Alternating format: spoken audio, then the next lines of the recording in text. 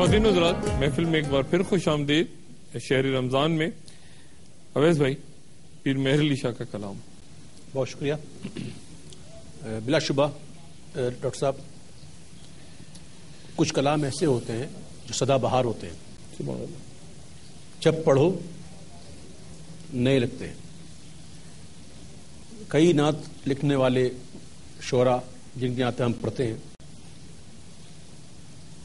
جو نعت لکھتا ہے وہ سیرت پڑھ کر، حدیث اور قرآن کا مطالعہ کر کے کچھ نہ کچھ اس کا سبب ہوتا ہے، لیکن کچھ لوگ ایسے گزرے ہیں جو حضور پاک صلی اللہ علیہ وسلم کو دیکھ دیکھ کر نعت کہا کرتے تھے۔ سبحان اللہ۔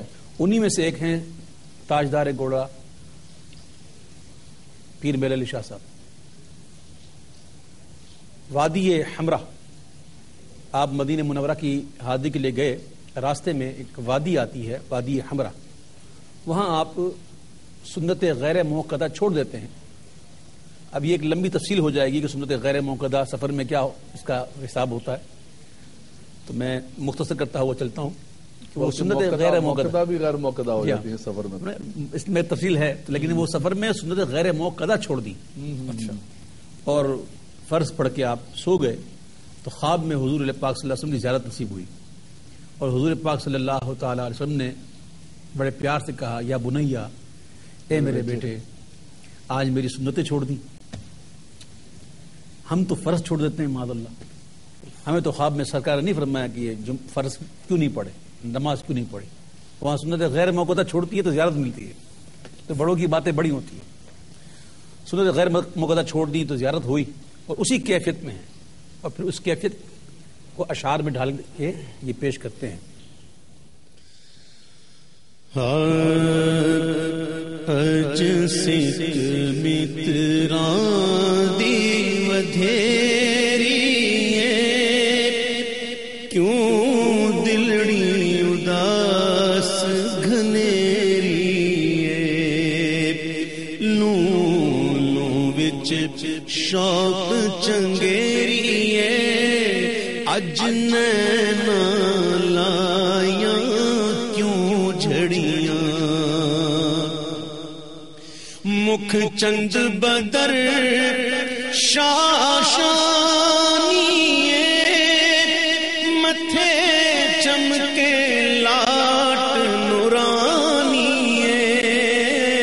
مکھ چند بدر شاشانی متھے چمکے لاٹ نورانی کالی زلف تے اکھ مستانی مخمور اکھیں مد بھریاں دو ابرو قوس مثال دسن۔ ابرو جو ہوتے ہیں یہ کمان کی طرح ہوتے ہیں، اور روایت میں آتا ہے کہ سرکار دو عالم صلی اللہ تعالی علیہ وسلم کی ابرو مبارکہ کمان کی طرح اور دور سے دیکھو تو ملی ہوئی نظر آتی تھی۔ تو وہ کیا بات کر رہے ہیں کہ کمان کے اندر تیر ہوتا ہے، اور تیر جب اب کمان سے نکلتا ہے اور نشانے پہ لگتا ہے تو یا تو مار دے گا یا زخمی کر دے گا۔ اب یہ حضور کی مبارک پلکوں کا اور مبارک ابرو کا ذکر کر رہے ہیں، سنیے گا کہ دو ابرو قوس مثال دسن جتینوں کے مزادے تیر چھٹن لباں سرخ آنکھاں کے لال یمن لباں سرخ آنکھاں کے لال یمن چٹے دند موتی دیاں ہن لڑیاں اس صورت نو میں جانا کھا کے جانے جہانا کھا اس صورت نو میں جانا کھا کے جانے جہانا کھا سچ آکھاں تے رب دی میں شان آکھاں جس شان تو شانہ سب بڑھیا۔ اکثر دعا کرتے ہیں ڈاکٹر صاحب، ہم جیسے گناہگار تو بہت کرتے ہیں کہ یا اللہ مرتے وقت میں محبوب کا جلوہ دکھا۔ کیوں؟ اس لیے کہ یوسف علیہ السلام کا حسن بڑا مشہور ہے، اور بڑا مشہور واقعہ ہے کہ عورتوں نے اپنی انگلیاں کاٹی نہیں تھی، کٹ گئی تھی. یہ کٹنا اور کاٹنا بڑا فرق ہے. کٹنے میں ارادہ نہیں، کاٹنے میں ارادہ. تو وہاں انگلیاں کٹ گئی تھی اور یوسف علیہ السلام کے حسن میں عورتیں اتنی محو ہو گئی کہ انگلیاں کٹ گئی، ان کو سمجھ بھی نہ پڑی، احساس بھی نہ ہوا. سرکار دو جہاں صلی اللہ تعالی علیہ وسلم ارشاد فرماتے ہیں کہ میرے بھائی یوسف کو میرے حسن کا نصف ملا، حسن کا نصف ملا. اور ایک روایت میں آتا ہے سرکار نے فرمایا صلی اللہ علیہ وسلم کہ میرے بھائی یوسف کو حسن صباحت ملا اور مجھ مصطفیٰ کو حسن ملاحت ملا. حسن صباحت اسے کہتے ہیں کہ جب نظر پڑے تو نظر جم نہ سکے. اب جیسے میں ایک مثال دوں، یہ لائٹ لگی ہوئی ہے، کیا آپ اس پر نظر جما سکتے ہیں؟ نہیں. سورج اپنے جوبن پر ہو کہ نظر جم سکتی ہے؟ تو حسن صباحت اسے کہتے ہیں نظر جب پڑے تو نظر جم نہ سکے. اور حسن ملاحت اسے کہتے ہیں کہ جب نظر پڑے تو نظر ہٹ نہ سکے. واہ واہ واہ. تو یہ سرکار کا حسن ہے. تو انگلیاں کٹ گئی ان کے حسن میں، گم ہو کر انہیں احساس نہ ہوا. اگر ہمیں سرکار دو عالم صلی اللہ علیہ وسلم کا دیدار ہو جائے بوقت نزا، تو پھر یہ ہوگا کہ دید ہوتی رہے دم نکلتا رہے، دید ہوتی رہے دم نکلتا رہے. پیر میرے علی شاہ صاحب نے یہی کہا، اے صورت شالا پیش نظر رب وقت نزا تے روز حشر وچ قبر تے پل تھی جد ہو سی گزر سب کھوٹیاں تھی سن قد کھریاں. اب اس نعت کو سنیں. یہ سب خواب کی باتیں ہیں.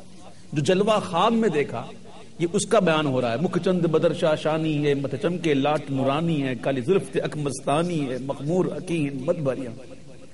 اب مدینہ منورہ پہنچ گئے اور مدینہ منورہ پہنچ کر ایک عاشق صادق کیا کہہ رہے ہیں؟ کہتے ہیں حجرے تھی مسجد آؤ ڈھونا، حجرے تھی مسجد آؤ ڈھونڈ نوری جھاک دے کارن سارے سکن دو جگکھیاں راہ دا فرش کرن سب حورو ملک سب انسو ملک حوراں پریاں.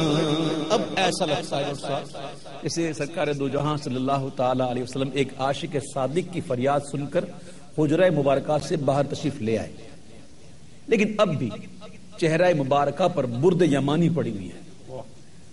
تشریف تو لے آئے لیکن چہرہ مبارکہ پر اب بھی برد یمانی پڑی ہوئی ہے. تو عرض کرتے ہیں کہ لاہو مخطط برد یمن من بھاوری جھلک دکھاؤ سجن، لاہو مخطط برد یمن من بھاوری جھلک دکھاؤ سجن.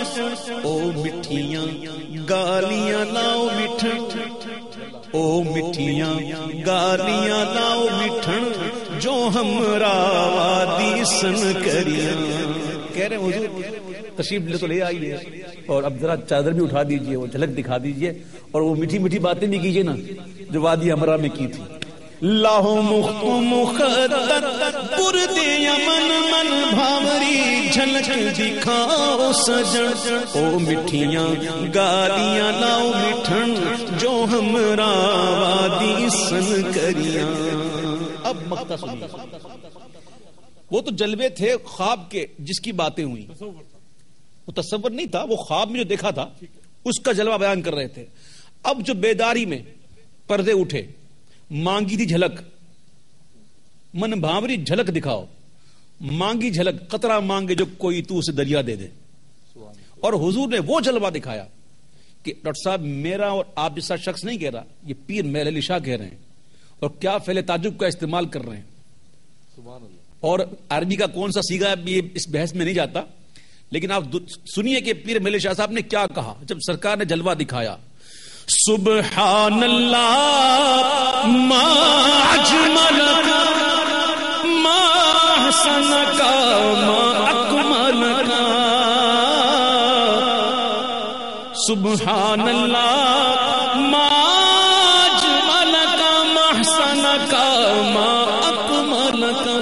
کتھے مہر علی کتھے تیری سنا، کتھے مہر علی کتھے تیری سنا، گستاخ اکھیں کتھے جاڑیاں. لوگ کہتے ہیں کتھے مہر علی کتھے تیری ثنا. میں ذرا اختلاف کرتا ہوں کہ یہ شاید ثنا نہیں ہے، سنا ہے. ثنا کا تعلق زبان سے ہوتا ہے، آنکھوں سے نہیں ہوتا. ثنا کا تعلق زبان سے ہوتا ہے، آنکھوں سے نہیں ہوتا. سنا یہ ضرورت شعری کے تحت سنا ہے، اصل ہے سنایا. اصل ہے سنایا.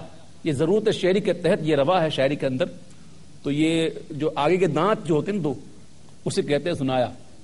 اور سرکار دو عالم صلی اللہ علیہ وسلم جو مسکرا کر دیکھا ہوگا نا، تب کہا ہوگا کتھے مہر علی کتھے تیری سنا، او گستاخ اکھیں کتھے جاڑیاں. سبحان اللہ سبحان اللہ.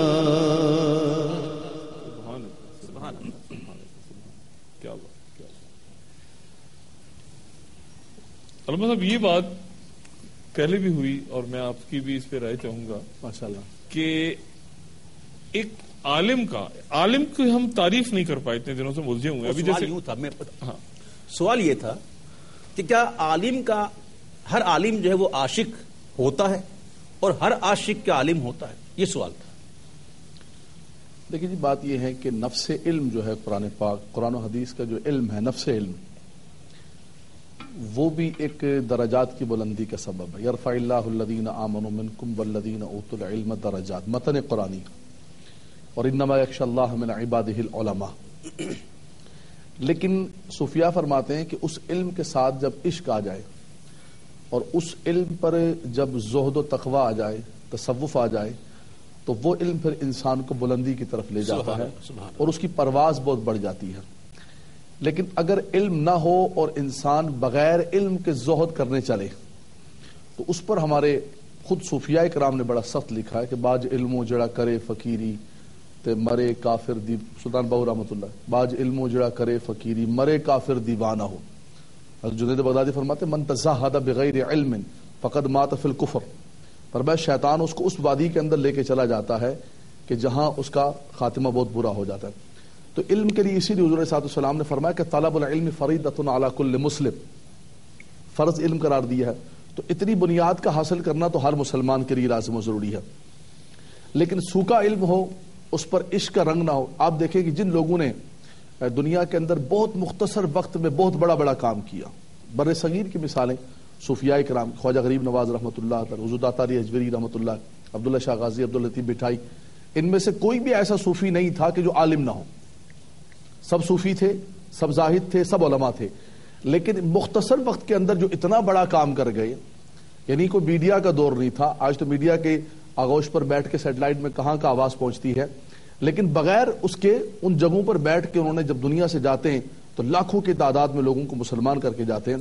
یہ وہ عشق کا رنگ تھا جو علم کے اوپر ساتھ موجود تھا، جس نے پرواز کو بلند و بالا کر دیا. تو سوکھا علم جو ہے وہ انسان ٹھیک ہے، وہ درجات کی بلندی کا سبب ہے، اس کے ہم ایک لفظ بھی نہیں کہہ سکتے کہ متن قرآنی ہے. اللہ تبارک و تعالیٰ نے جب مطلق علم کے لیے درجات کی بلندی کے کہا تو اس میں کوئی دو رائے نہیں رکھ سکتے، لیکن اس کے ساتھ جب زہد اور عشق کا رنگ چڑھ جائے تو برکتیں اور رحمتیں ہو جاتی ہیں. غوث اعظم کا ارشاد، خود غوث اعظم فرما درست العلم حتی صرت قطبا ونلت السعد من مولا المبادئ. علم جو ہے وہ ہی ممتاز کرتا ہے، اور عشق کیا ہے یہ علم ہی بتاتا ہے. علم ہی بتاتا ہے. اچھا، ایک وقفے کے بعد دوبارہ آئیں گے تو کلام بھی سنیں گے. اور لیکن ایک یہاں پہ بات میں کہوں گا جو کل تیسرا رہ گئی تھی، اور وہ یہ کہ علم حاصل کر کے میں عالم بن سکتا ہوں، پڑھ لکھ کے میں ڈگری لے سکتا ہوں، میں عاشق رسول بھی بن سکتا ہوں. لیکن وہ کیا چیز ہے جو صرف عطا ہوگی مجھے؟